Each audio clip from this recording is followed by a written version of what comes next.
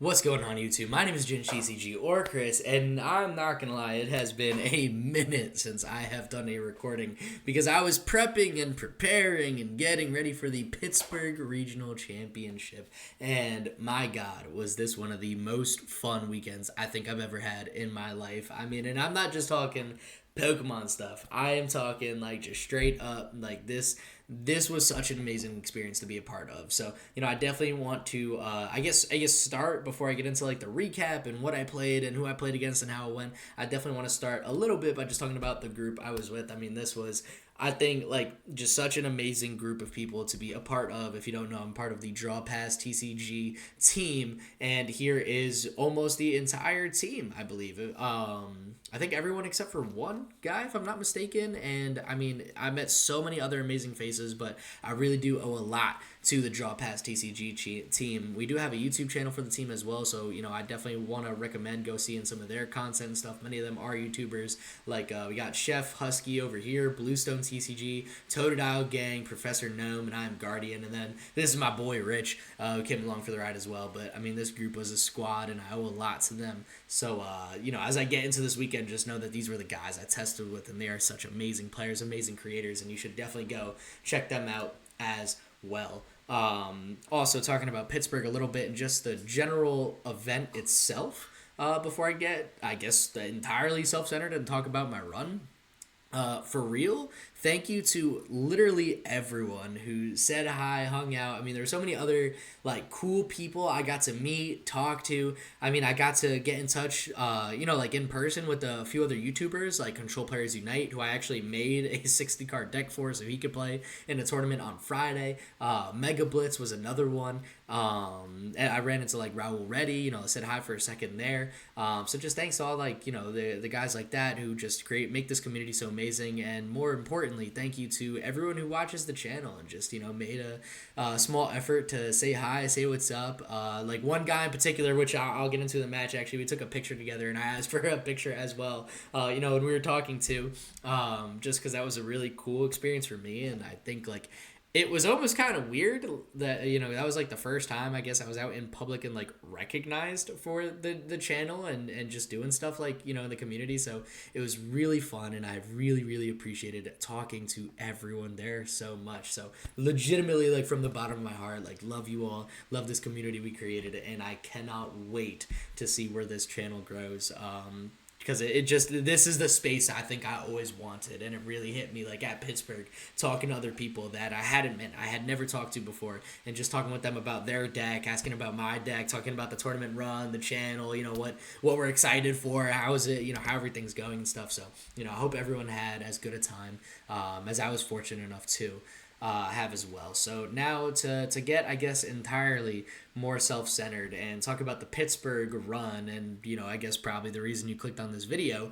If you don't know, I played Blissey to the Pittsburgh Regionals, and this deck I do really think was such a phenomenal meta call. I mean, this might go down as one of my favorite decks of all time that I've played and created and tested and practiced and sweat over, and just, I mean, this was such a good deck. I will definitely be having a video going up this week as well of me playing 3 games with this Blissey deck, just in case people want to see it. I don't know if it'll hang too well into the Mega format, but I figured regardless, it would be fun just for me to show off and talk about the deck a little bit more on its own video and like the intricacies and its matchups and stuff like that. But just and I'll get more into it. Obviously, it's in its own video, but just in general, I mean, Blissey, from my experience, has a really solid Golden Go matchup. Of course, my Raging Bolt matchup went super well. The Terror Box matchup is great. The Golden Go matchup is phenomenal. The Joltik Golden Go matchup is also phenomenal. The Dragapult Dusknoir matchup is like the closest thing to a 50-50 I've ever experienced in my entire life. I think literally every single time I played against one, it was down to the last prize card every single individual match, which was really cool. Like the games were always so close, and I think I was like 2-1 against Dragapults or something like that. I don't know. We'll go over it when I go back to the matches, but I mean, it's got a good matchup, a fun matchup into that. The Gardevoir matchup is an intricate one. Like, there's definitely some lines you wouldn't expect, but I also think it's pretty favored as well for this deck. Sadly, I did not hit any Gardevoir on my Pittsburgh run at all, so I didn't get to show that off a bit. But I mean, hopefully when I do the video, I can talk about that a little bit more. But I mean, every card pulled its weight, felt so valuable. There's not a single card in this list that I did not use, did not felt was a waste, did not wish I had. I mean, it just, like, the deck performed, man. I made day 2 with Blissey, and that was an awesome thing for me. So, I hope staring at the list, you've taken some interesting notes. If, this is something you want to play, I definitely recommend it, again, before the Megas come out. Before y'all judge me for leftovers, this card is the MVP. You cannot cut it. This is the best card in the deck. It won me so many matchups. Heavy Baton, just better than EXP Share. And I think those are some of the big ones. 2-2 Farigiraf line, absolutely essential. Second Cornerstone, absolutely essential. Energy Count, don't go any lighter on. And I think 2 Night Stretcher is whack. I think 2 Research, dog, nah. Go 1 Rod to put energy back in the deck and rock the Double Crispin to set yourself up after your opponent takes some big unexpected Okos. Those are just some of the more niche Blissey things if you're a Blissey player and know the deck that I think helped me a ton. But what I want to talk about here is just the run itself and how it went. So from the looks here, I did play 14 rounds. I did make day 2, so I do have, I guess, a little bit to talk about. The first 8 rounds were considered phase 1 or day 1, and then round 9 through 14 was considered phase 2. Now, because of the massive security line problem, whatever it was at Pittsburgh, which I do have a clip of, and we'll be making, I think, like a team vlog on the Draw Pass channel where we'll show more of that clip, some of the more, way more pictures from the tournament and stuff. It was so weird how it was scheduled, but there was one day 2 match actually at the end of day 1, which is odd, but whatever. We made it work, and I guess that was the start of the harder, the rougher part of my run for sure. So starting off day 1, I was up against Dragapult Dusknoir playing Damien.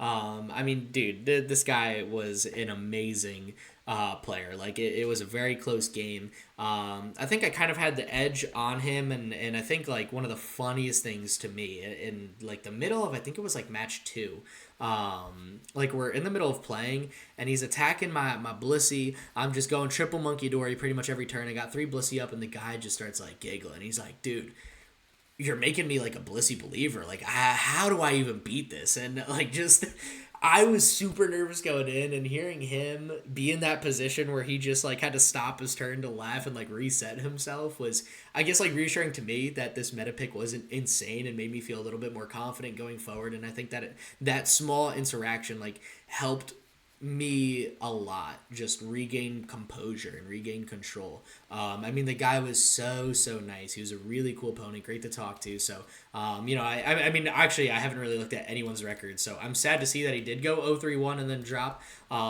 He was a great player. Like, don't let that record take away from the fact that this guy definitely knew his deck, definitely knew what he was doing. Awesome guy to play against. Eli Greenfield was my match number 2 person, and looking here, dude, he had the run of a lifetime. 10-2-2 is nuts.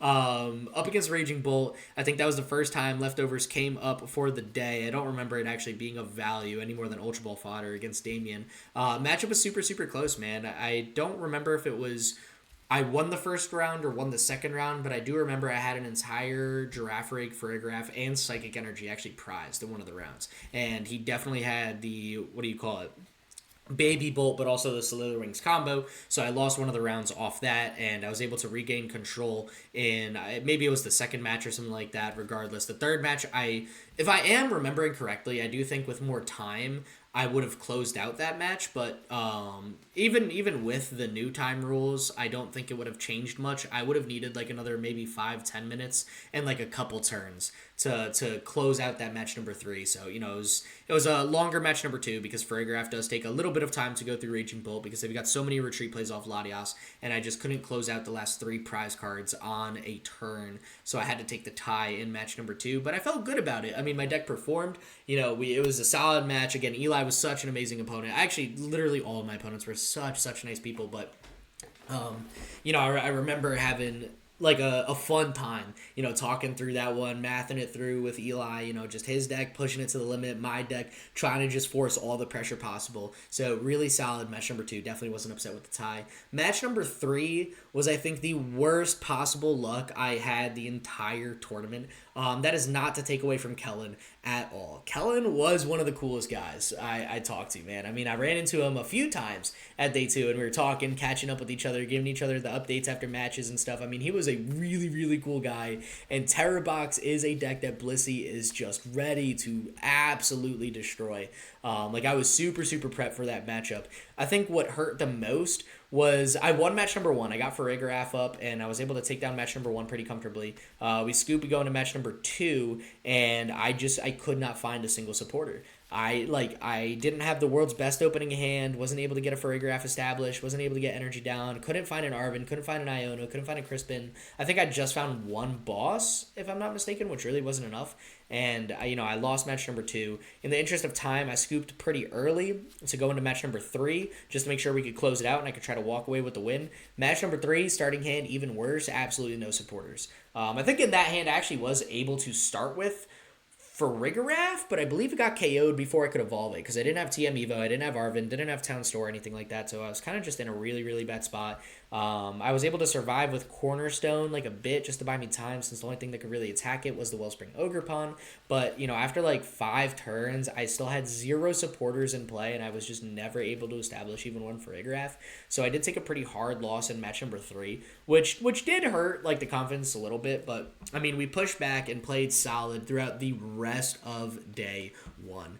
Corey Gilmer was my match number 4 opponent, also playing Raging Bolt. So this is the second time I'm going into Raging Bolt, and I'm a little more attuned to the idea that, hey, getting 2 Farigirafs set up and just evolved isn't enough. I really need to make sure that my first one gets energy, and then I could get my second Farigiraf up and set up and ready to attack later because my first one will probably get KO'd. And I just want to apply pressure really fast, really quickly, if possible. And that's where situations like Crispin is so, so nice. And Corey was an awesome guy.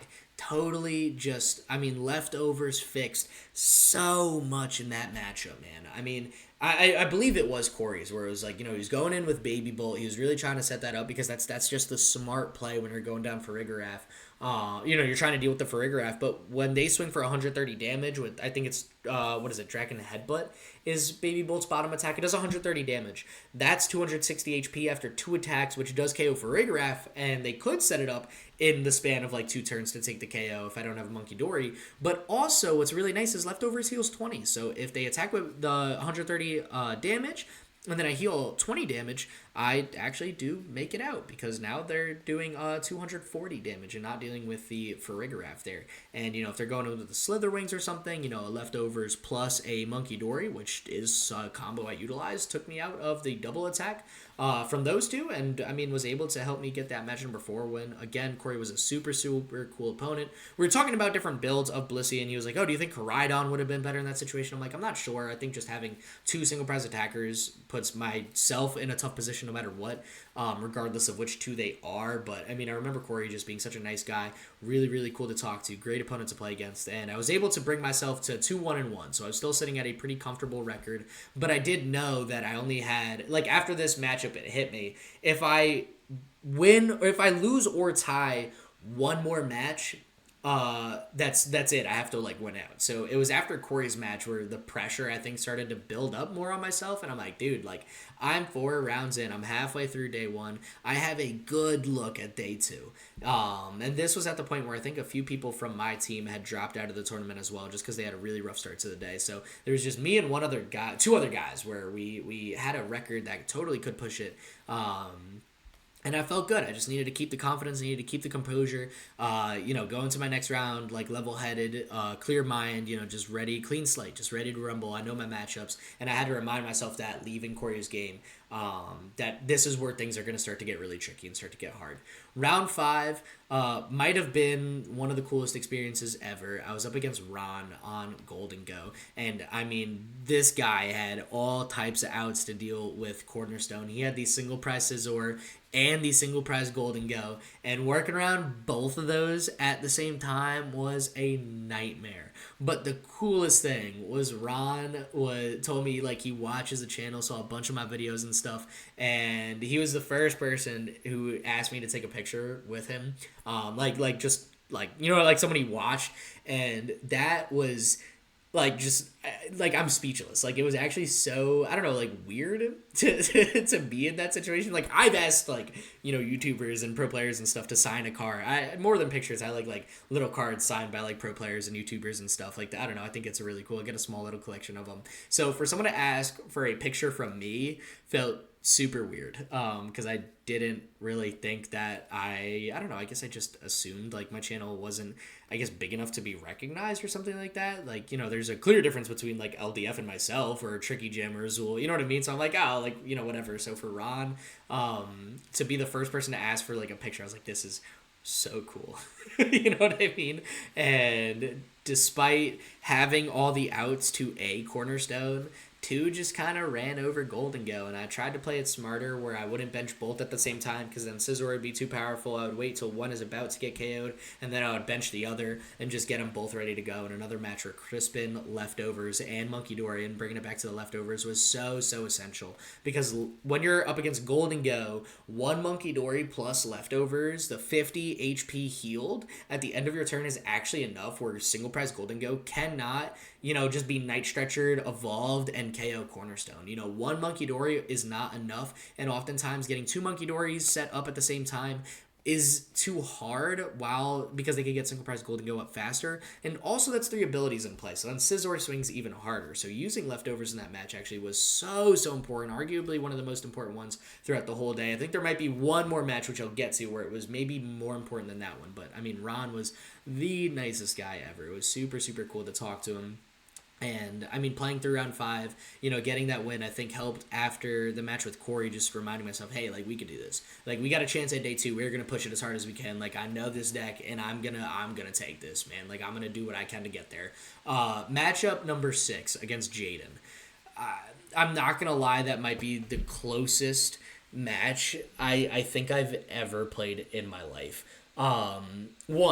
Jaden, if you're watching this, or just in general, the dude, one of the coolest people to talk to ever. I mean, there were so many chances where both of us are sitting there like, oh my god, I don't know what to do. And we, like, both of us, I think we're apologizing like over and over, because we're like trying not to slow play, but the board states were just so perfect for both of us that it was like just such an optimal game for both players. I mean, both of us had what we needed. We were able to push our decks, push each other to the limit. So we'd be sitting there, like, if I was taking my turn, I'm like, dude, I'm sorry, like, there's 2 cards. I'm trying to decide between one, like 2 supporters, for example, like, do I boss, do I Iono, something like that. And it's like, yo, which, like, I don't know which is the right line. And both of us were just stuck in that situation so much. And he was so nice. And both of us were so reassuring, I think, to each other, where it's like, dude, it's okay. Like, this board state sucks. Like, for both of us, in the sense, it's like, it's so hard to navigate. Like, it's just such a good game. And it came down to a tie. I forgot if I won game 1 and he won game 2, or vice versa. But I know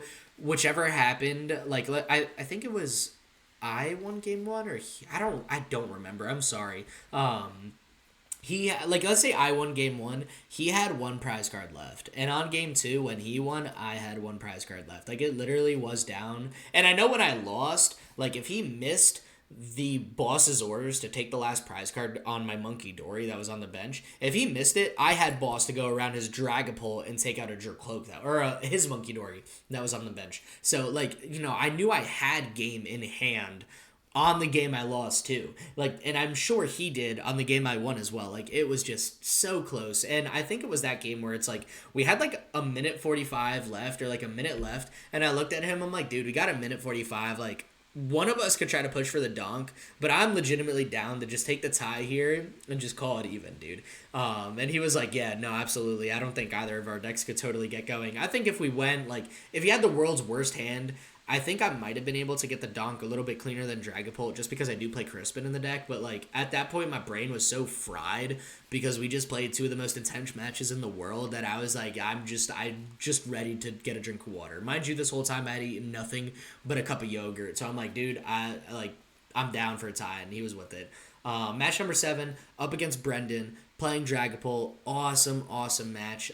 Just Farigiraf went to town, man. I mean, this is another matchup where we just go Farigiraf, Monkey Dory, leftovers. We just heal through. We gust up the single prize KOs, put him in a tough spot, was able to walk through that one pretty well. Again, really nice guy. Both of us we were in a tense spot, and he definitely was not happy to go against Farigiraf and have that. Like, we were definitely at the same record, and I remember it was this matchup where, or at least I believe it was, like, he just looked up and he's like, dude, why is this what I'm up against? It was, it was tough, man. It was not something he wanted to see. This was the match that I think took him, if I'm not mistaken, out of that day too. And obviously seeing something like Farigiraf when you're playing Raging Bull isn't ideal. But he was not, like, mad at me at all. Definitely just mad that this was the matchup. Like, I remember being there, laughing, talking. Like, really nice guy. Was able to just walk through with leftovers again. Match number 8 against Logan Coles.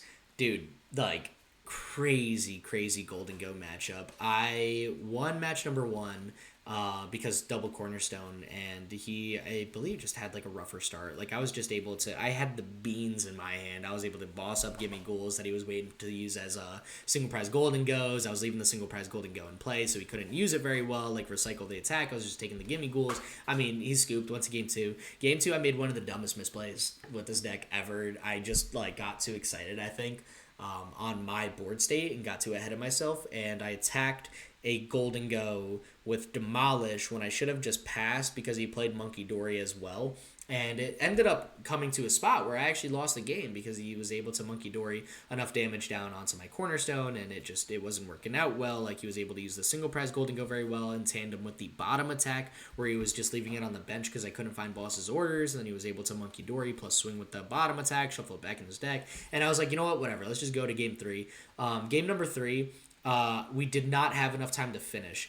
And we said at the beginning of game 3 while we were setting up, like, we would go to a gentleman's agreement based on board state. And, I mean, I was playing that matchup super smart, but I remembered, like, hey, I can't attack Golden Go unless I'm taking a KO. If I'm attacking Golden Go EX, I gotta just sit and wait and play the deck out, man. Wait for my boss's orders, take out a single prize Golden Go, and just force him into a board state that I know he can't recover Golden Go. I know there's nothing he could do, and I could just take game from there. And time is actually called when we're in that matchup. And both of us had said, like, this is our winning in. Like, this is the winning in match to day 2. And Logan was a very experienced, very phenomenal player, but also an amazing person. And as we were working through board state, like, I feel like obviously his board state looked better. He had like 40 cards in his hand. He had like 2 Golden Go EXs in play, like Pheasantipity. Definitely had Monkey Dory in play at that point. And we were just talking. And all I had was a Monkey Dory and my my Ogre Pawn that was set up with, I don't remember if it had leftovers or if it was scrapped. He had played Tool Scrapper if it was scrapped at that point. But I remember talking it through. And I'm like, dude, I know it doesn't look optimal, but I really do want to make the argument that my board state is better. And he was super cool with hearing me out. And I told him, I'm like, look, man, I learned my mistake after game 2. I am not going to attack your Golden Goes at all unless I'm taking a KO. And I had 2 more boss's orders or 2 or 3 boss's orders in my deck. I'm like, I'm going to take out your single prize Golden Go. You're not going to be able to recover it. Like, I'm just going to take it out. I'm going to wait till it's in the active, attack me, and then KO it. Even if you use, like, like boss on Monkey, like, I've got another Monkey, I've got another Dark Energy, you've got more than 2 prizes remaining. I already dealt with your Togekiss, so that's gone. And he was like, nah, dude, like, that's super valid. Like, I really just wanted to hear you say, like, your outs, say you had leftovers, it wasn't prized, and stuff like that. And, I outlined it for him, and he's like, no, dude, that's super valid. Like, I know this matchup was so favored for you. I just wanted to hear how your game plan going into this so that I knew, like, you earned this. And I'm like, I was just so appreciative on how open and understanding he was. And, I mean, I've never seen someone legitimately lose a match with such grace as Logan. I mean, he lost. He was really nice about just hearing me out. And he said too, like the play he had, and I'm like, nah, dude, because I have like this to where, I got the leftovers and another Monkey Dory, literally Monkey Dory Dark Energy in hand to just get the instant 50 with the Arvin. So I could like work around that play, and he's like, nah, dude, that makes sense. Like, I definitely can't work around it when you do it again. So, I was able to get the win and then off a very fair gentleman's agreement on board state. And I mean, I really do owe a lot to him being so cool about that. And I know I did get very lucky to have an opponent who was willing to do that. And he said too, just after playing for 35 minutes going into our game 3, he's like, I knew you also were someone who would honor a gentleman's like that. And I don't have any way to back it other than my opponents, if you're watching this, like saying so, or just people meeting me in those situations. But like, dude, if I knew I was losing or I prized another cornerstone and I knew I would have needed it, like, I would have told him, man, and I would have given that to him. I'm not the type of person that wants to win off dishonesty. Like, I really do value telling the truth and explain. I told him all the plays I had in my head, all the cards I had in my deck. I had, like, a couple prize cards remaining. I don't remember what supporter was in them, but I knew it didn't affect my game plan.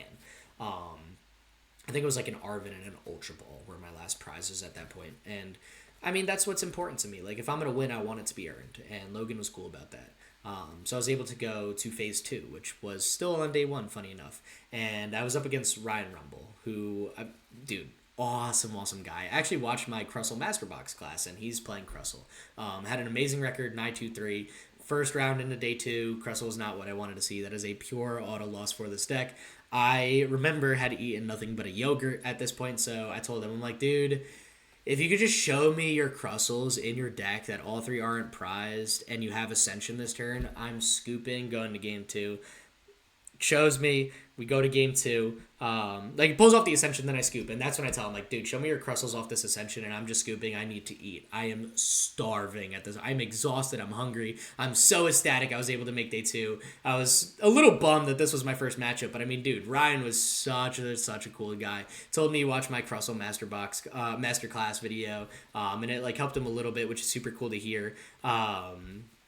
And yeah, he's like, dude, I almost feel weird. Like, you're being way too chill about just losing like this. He's like, are you going to call a judge on me for, like, showing you my deck and showing you I have Crustle? I'm like, dog, I am so hungry. Like, this is my auto loss. I know that from testing against it. Just show it to me that it's not all prized, and it's game. And if they're all prized, I'd imagine you'd go to the next game anyways. So, like, there's no reason not to do it, essentially. And he's like, okay, and, like, shows me. And I'm like, all right, bet. And I just pick up my card, circle the win for him. I just gave it to him. Match 1-2 over in, like, 4 minutes. And he's like, wow, I did not. He's like, I totally expected you to, like, call for a judge or something, or, like, try to, like, scum out of this. And I'm like, dog, no. This is my bad matchup, man, and there's nothing I can do about it. I valued eating a little bit more than anything else at that point. So, it was a hard loss in round number 9, but Ryan was a super, super cool guy. Round number 10, up against Nigel Brown. Definitely made me work a bit. I mean, he was going to town with Cornerstone. I remember the game where I won. I had to pull off a really intricate play where one of my giraffes was baby giraffe rig was prized. So I actually had to let it get KO'd to Night Stretcher it back into my hand so that the following turn I could go TM Evo and actually get it up. And at that point, like, I had worked pretty well to establish my Farigiraf and get it set up, and just took him to the end of the game. Really, really nice guy. Definitely was struggling against Farigiraf in the sense where it's just, the deck wasn't cut out for it. He just missed a line where he could use Iron Bundle to say it can't attack and just buy him a little bit more time. This is where I think Leftovers was one of the coolest cards. It really helped me a ton. Just to stop damage from, like, Monkey Dories and stuff like that. You know what I mean? Because Farigiraf doesn't really take OHKOs, so keeping its HP relatively high is always nice, because there are attackers like Fan Rotom and stuff like that could just do some chip damage and eventually get through one. But I remember this matchup ended where I took pretty much all 6 prizes on a Monkey Dory. Or with a Monkey Dory. because he just kept saw blocking me forever and retreating with saw block, leaving my Farigiraf set up on the bench. I had a Monkey Dory in the active spot with the Psychic Dark Energy attached. So every time he attacked me with Sob, I would Adrenabrain the damage off and then attack for 60. And it just got to a point where there was so much damage on the board, like every time I attacked, I was taking a KO with Mind Bend. And he knew that if he bossed up my Farigiraf, he couldn't attack it. And if he attacked with anything but Sob, I would retreat without, getting rid of the Dark Energy, keep the Psychic Energy so I could always Mind Bend. And then I would just start swinging him at Farigiraf. So I kind of had him in like a weird checkmate position that he was just, I guess, trying to draw out to time because it was our third match. But, with a couple minutes left, I was able to clutch up, get the last couple prize cards, and close out match number 10 against Nigel, again, who was a super, super nice opponent. Match number 11 against Jaden. Dude, this Dragapult Dusknoir match was brutal, man. It was so, so close. It was similar to actually the first Jaden I played who was playing Dragapult Dusknoir. But this time, Jaden Jackson, this is like I'm playing through the match and I'm like, dude, this is so similar to day one. It's just we had the beans. I think this matchup, I think it was this one he started Blood Moon Ursaluna on one of them, which is the one I was able to take away and win. We go into match number 3, didn't have enough time. No board state was close enough to determine a clear winner, so we just called it at a tie. Super, super nice opponent. Awesome to talk to, awesome to play against. We moved on from our tie. We were sitting at a really solid record still, if I'm not mistaken. We had 2 losses, 2 ties going into the last 3 rounds, which is awesome.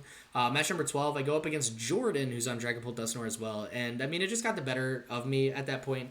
There was a situation where I wanted to be aggressive and play Iono to attack, even though it gave him 2 extra cards from his hand. And I think in hindsight, maybe I should have just gone for another Turbo Energize, set up my energy a little bit better, and not give him more cards. I think the new hand kind of helped him get some momentum, and he actually was able to close it out against me. I think the biggest thing in the matchup against Jordan Barrow was he played a couple copies of Rare Candy, and the fact that he was able to twice go evolve into Dragapult and then go Rare Candy Dusknoir, blow up my active with Jamming Tower, and then do the same thing the following turn, really just gave him a huge edge against Blissey. I remember against Jaden and Jackson, they had Jamming Tower, Jaden Jackson and Jaden, I don't know how to say his last name, so I'm not going to try, I apologize, but both of them were able to go for tower plays and stuff like that, but they couldn't Rare Candy Dusknoir, so I was able to target the Duskulls and Dusclops very well and kind of put them on one prize. The Rare Candy in this matchup made so much of a difference, and Jordan was able to capitalize off that, played it very, very well. That was my third and final loss for the weekend, not final loss, I had one more in my last round, but put me on a bit of a rough spot going into match number 13. Kind of locked me out of top 128 because I believe I needed to win out these last 3, which I clearly did not. But then match 13, I actually paired against Gabriel Smart. And if you don't know, that is one of the best players in the world, if you ask me. Runs the Smart series on Limitless. And I have to say a couple things about this match. One, he is such a class guy, man. Super, super nice guy. Really nice to talk to. Really, really just I guess appreciative of just, his position as a player as well, knowing who he is. I asked him if he could sign a card for me. He was super, super cool about it. In the beginning of the match, before he started, I was like, yo, after the match, could you sign a card for me? I kind of follow you, love what he does for the community, and I think the face he puts on for the community in terms of just, trying to help people with the different master classes and tournaments, that's the type of guy he is, man. He's a guy who is seemed like a very competitive person, but also seems very geared towards making this community as competitive, but also as nice to each other as possible. And it was awesome to just meet him, play against him. Match number 3, I made a similar misplay as the second Golden Go player against Logan, where I attacked a Cornerstone at a better time. I remembered that mistake. I was like, but I think the situation is a little bit better.